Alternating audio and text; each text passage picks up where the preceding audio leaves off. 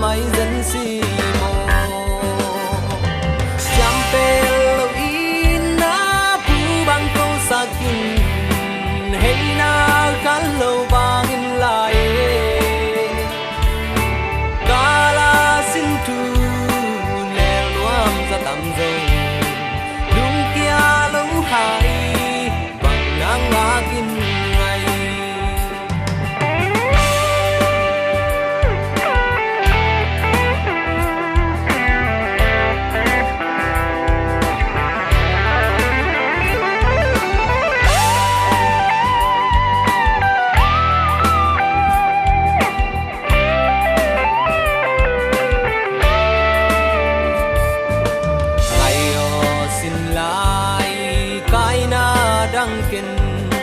tuana dinga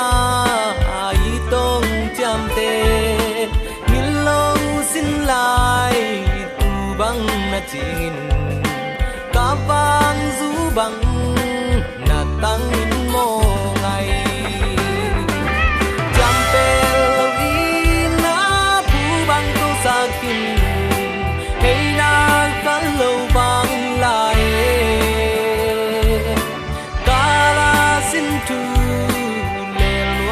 tam zo lung kia lâu hai